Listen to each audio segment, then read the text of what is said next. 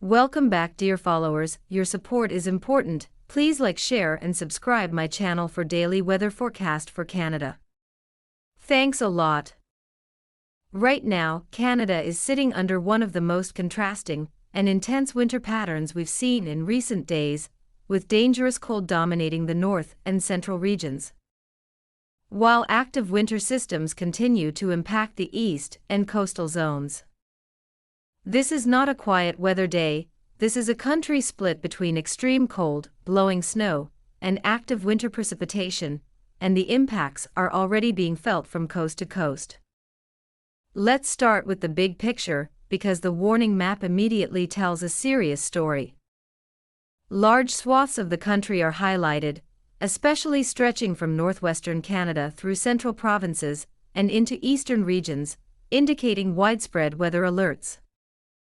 These warnings are not isolated, they form corridors, meaning the systems driving them are large, organized, and persistent. In the far north, including parts of Yukon and the Northwest Territories, the cold is absolutely brutal.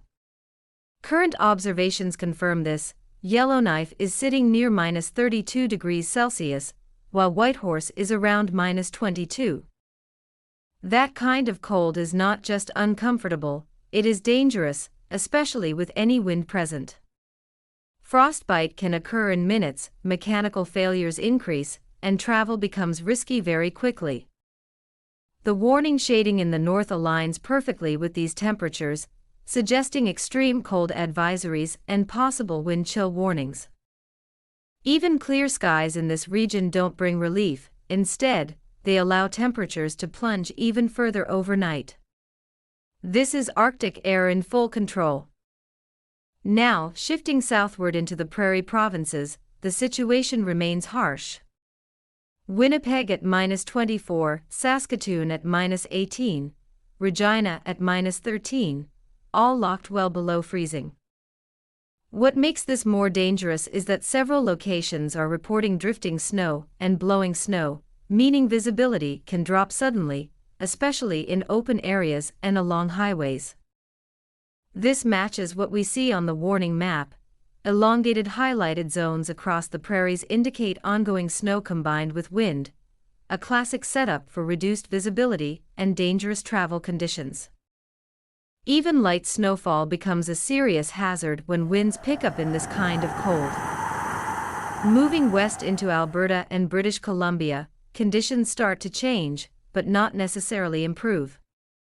Edmonton is at -13, cold but relatively stable. However, further west, Prince George is seeing light snow, and the warning map shows active zones near the coastal and mountainous regions of British Columbia. Meanwhile, Vancouver and Victoria, sitting near -1 degree, are much milder by comparison, but milder doesn't mean calm.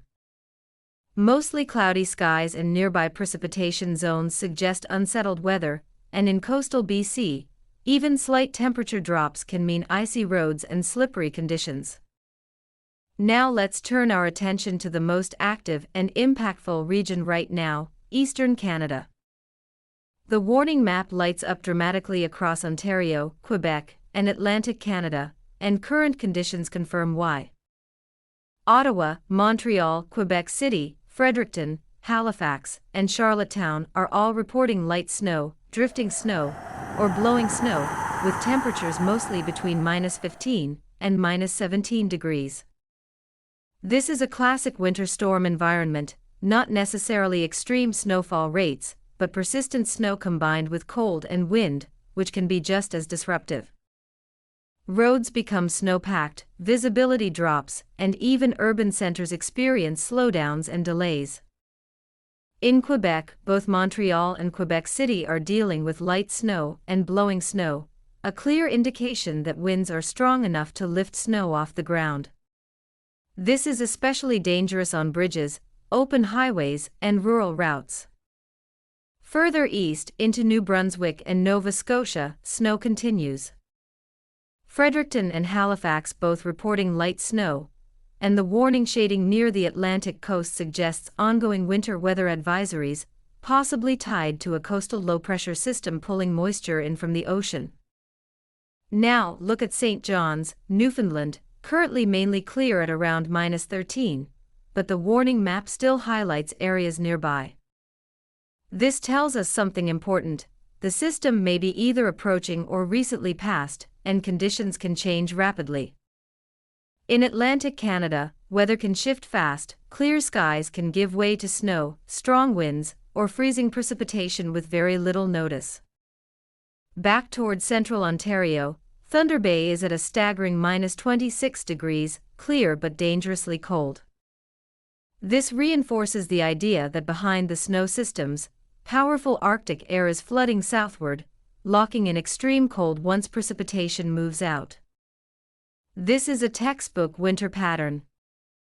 First, snow and wind. Then, clearing skies. And finally, crushing cold. Now, let's talk impacts, because this weather is not just numbers on a map. Transportation is one of the biggest concerns. Blowing snow across the prairies and eastern provinces can create whiteout conditions, even during light snowfall. Airports may experience delays, highways can close suddenly, and rural travel becomes risky. Energy demand is another major issue. With temperatures plunging into the -30s in the north and -20s across central Canada, heating systems are under strain. Power outages, even brief ones, become dangerous in this cold. For people outdoors, workers, travelers, or anyone exposed, wind chill is the silent threat. Even when temperatures read -15, wind can make it feel like -30 or worse. Skin exposure becomes hazardous in minutes.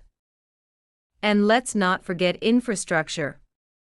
Extreme cold can cause frozen pipes, vehicle failures, and mechanical breakdowns, particularly in regions where cold snaps follow periods of milder weather. Now, what's the trend? Based on the alignment of warnings and current conditions, this pattern is not breaking immediately. Arctic air remains entrenched, and eastern Canada continues to see moisture feeding into cold air, the perfect recipe for ongoing winter weather issues. Northern regions stay dangerously cold. Central Canada remains locked in deep freeze. Eastern Canada continues to battle snow, wind, and low visibility. This is not a one-day event, it's a multi-day winter pattern, and preparedness is key. As we move through the next 24 to 48 hours, any system moving through these regions will only reinforce the cold behind it. Even areas that temporarily clear will see temperatures drop further overnight. So whether you're in the frozen north, the snow-covered east, or the bitterly cold heart of the country, winter is fully in control right now, and it's not easing up. This is a moment for caution, preparation, and respect for the power of winter weather. Because across Canada today, the cold is real, the snow is active, and the risks are high.